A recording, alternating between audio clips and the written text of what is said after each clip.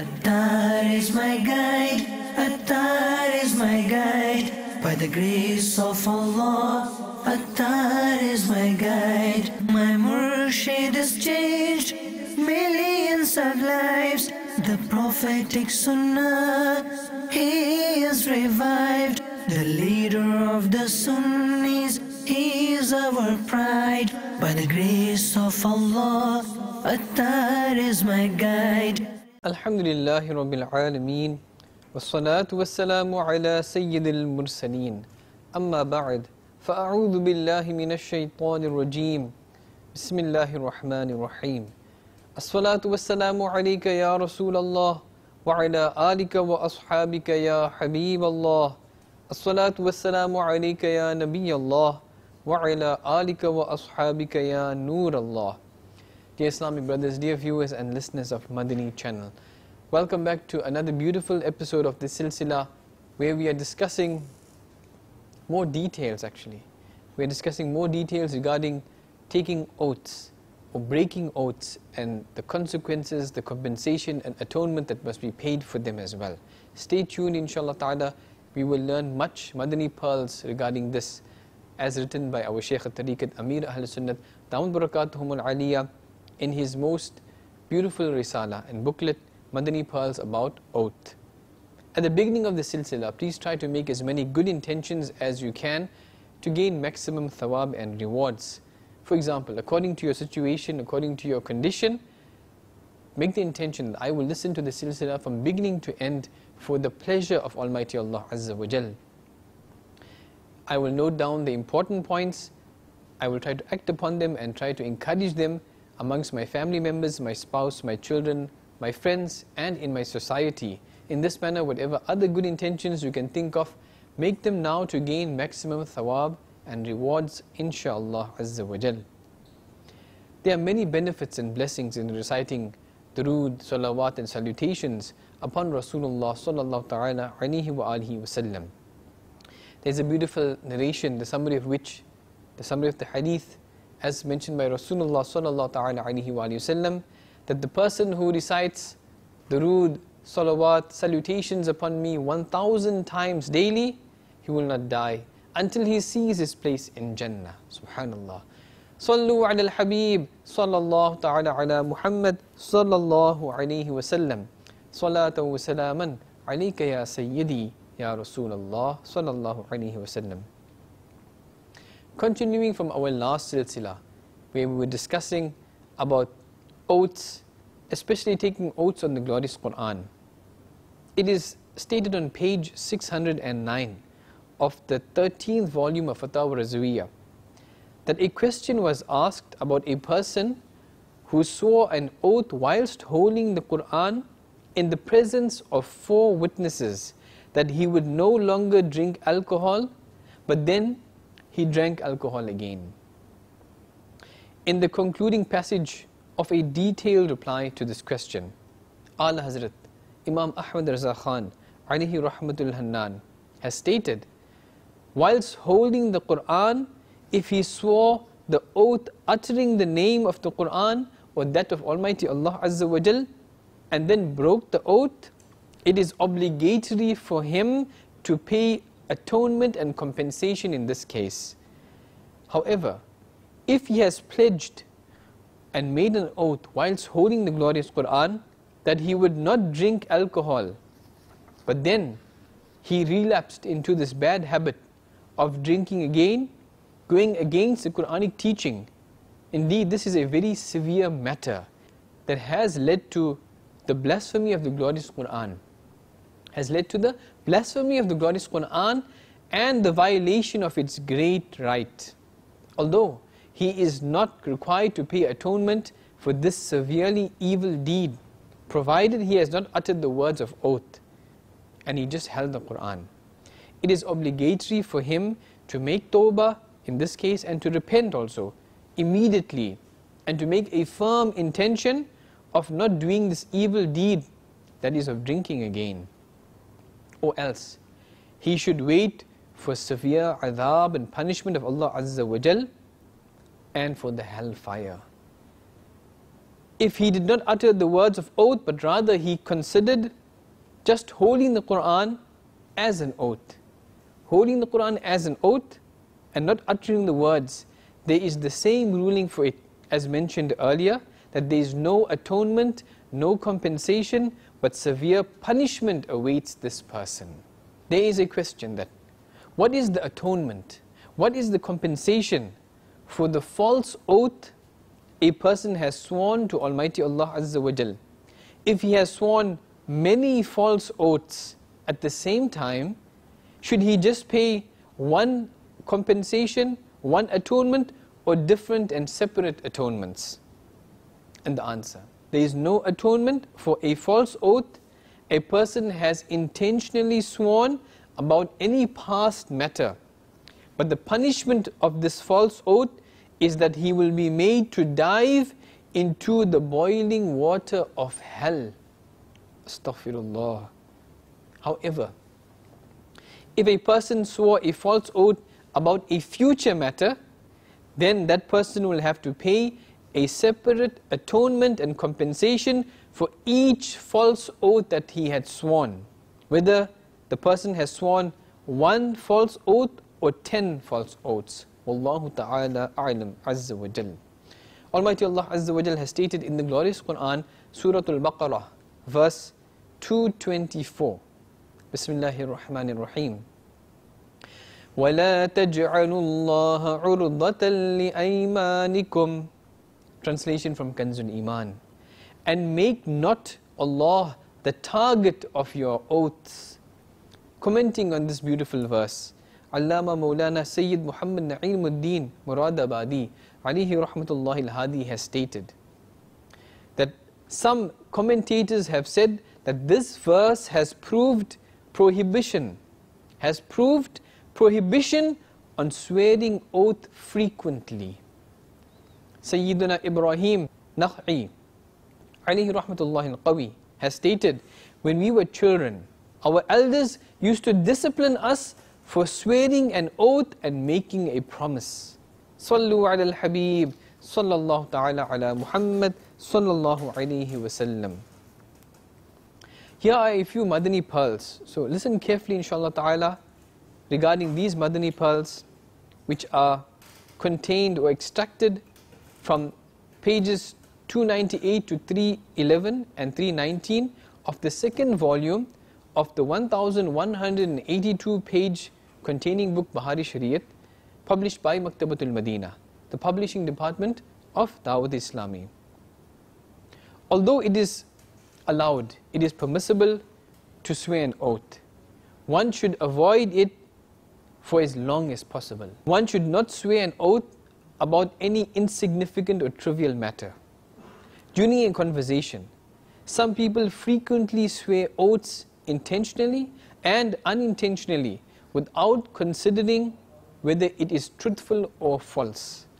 This is extremely undesirable. The oath sworn to anyone other than Allah Azza wa Jal is makruh, and it is not lawfully a valid oath, which implies there will be no atonement or compensation for breaking this type of oath. Furthermore, the oath a person has sworn by mistake is a valid oath. For example, if somebody wanted to say, I will drink water, but by mistake he uttered, by Allah Azza wa Jal, I will not drink water. This is also a valid oath, although by mistake. And if it is broken and he drank that water, then atonement will have to be paid. Whether somebody breaks the oath willingly or because of being forced to break an oath, intentionally or by mistake, he will have to pay atonement in any case. Even if somebody broke the oath in a state of unconsciousness or insanity, then it is still wajib, absolutely necessary for him, for that person to pay atonement, provided that he had sworn the oath in a conscious state. If he swore the oath in a state of unconsciousness or insanity, then it is not a valid oath, because it is a condition for an oath to be valid that the person who swears an oath must be sane. Listen to some of these sentences or words that will not be regarded as a valid oath. If the person says, may the wrath of Allah, the anger of Allah Azza wa Jal be upon me if I do that.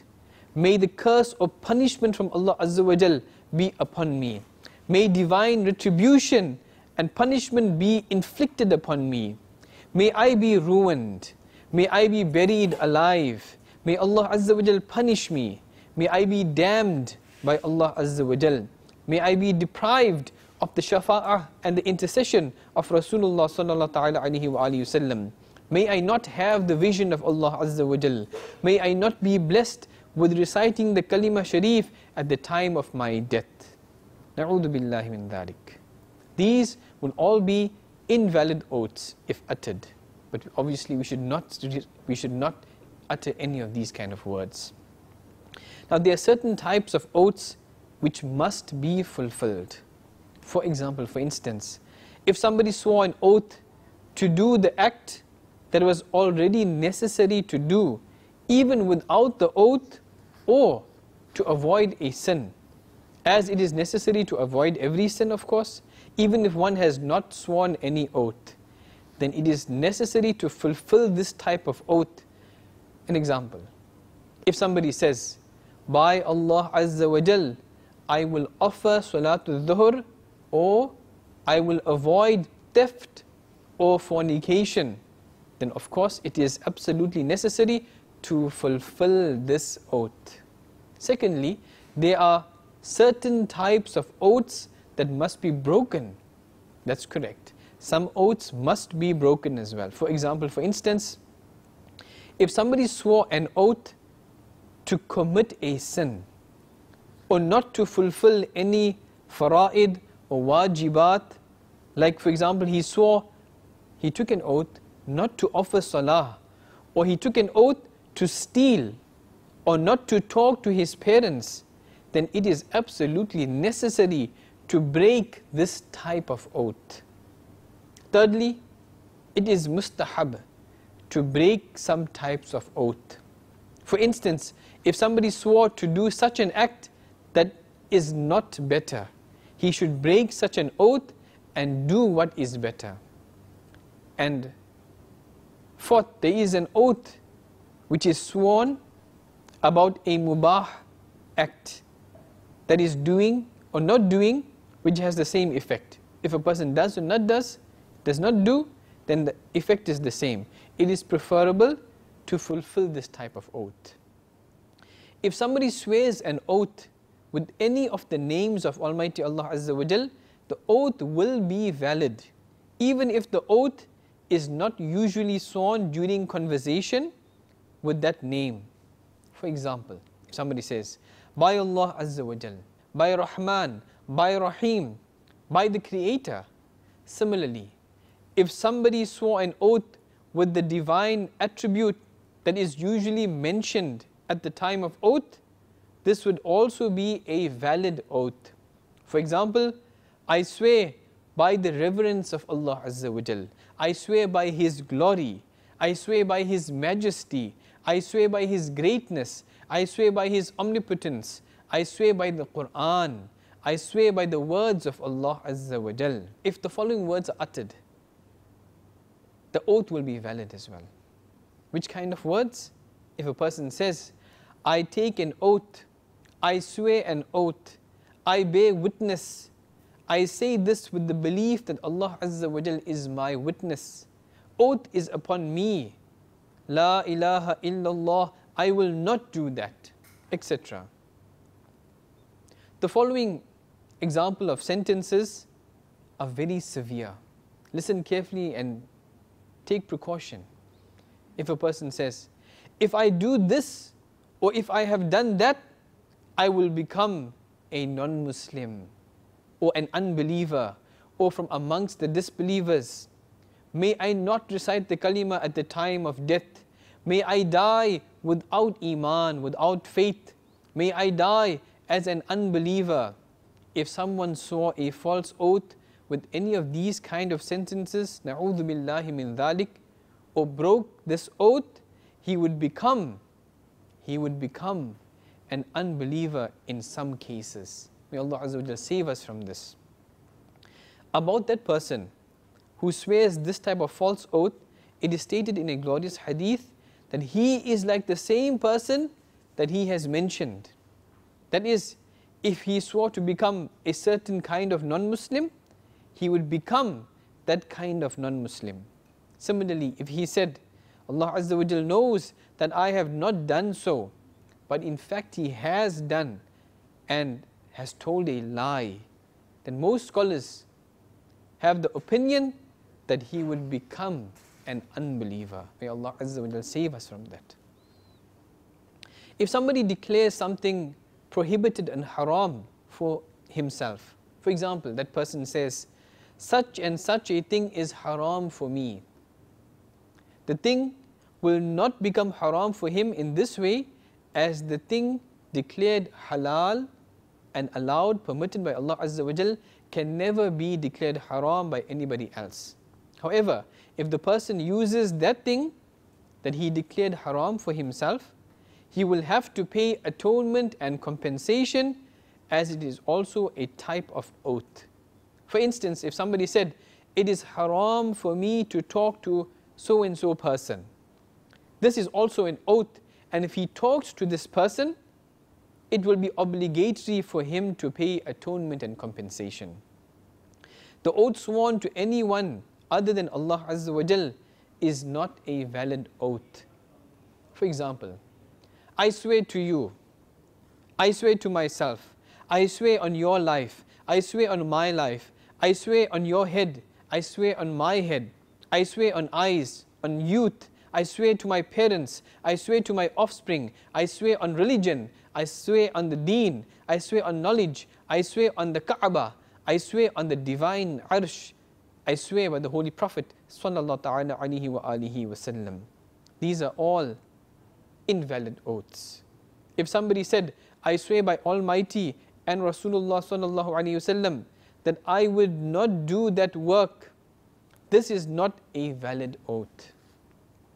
If somebody said, if I do this, I will be worse off than the unbelievers, then this is a valid oath. But if he said, if I do this, unbelievers will be greater than me, this is not a valid oath. The oath urged upon a person by somebody else is not a valid oath. For example, if somebody said, I ask you for the sake of an oath to Allah Azza wa Jal, please do this. It is not a valid oath, and if the person whom the oath was urged upon does not do that, what was asked to be done, he is not required to pay compensation and atonement. A person, for example, went to another person. The latter was sitting. The person who was sitting, he wanted to stand up, but the other person said, by Allah Azza wa Jal, don't stand. But the sitting one, he stood up. The former, who had sworn the oath, is not required to pay atonement in this case. Here is a principle to be remembered as regards to every type of oath. Listen carefully. Only commonly understood meanings of the words of an oath will be considered valid. What does this mean? For instance, somebody swore that he would not enter any house, but then he entered a masjid or the holy Kaaba. His oath would not break in this case, even though these places are considered a type of house in a sense. Similarly, if he entered a public bathroom, his oath would not break. Dear Islamic brothers, dear viewers and listeners of Madani channel, indeed, this is part of those knowledges that we should and we must arm ourselves with, so we do not make the wrong mistakes, we do not engage ourselves in swearing false oaths or making wrong sentences regarding Allah Azza wa Jal, regarding the glorious Quran, regarding false oaths and the compensation. We must arm ourselves with the kind of knowledge of what to do and how to do it. Our deen teaches us this. Islam teaches us. Rasulullah sallallahu alaihi wasallam was sent as a guide and as a teacher to teach us. May Allah Azza wa Jal grant us the ability, the understanding, the true and correct understanding of the beautiful deen of Islam. Ameen bijahin nabiyyin ameen. Sallallahu ta'ala alaihi wa alihi wa sallam. Sallu ala al-habib. Sallallahu ta'ala ala Muhammad. Sallallahu alaihi wa sallam. Attar is my guide, Attar is my guide. By the grace of Allah, Attar is my guide. My Murshid has changed millions of lives. The prophetic Sunnah, he is revived. The leader of the Sunnis, he is our pride. By the grace of Allah, Attar is my guide.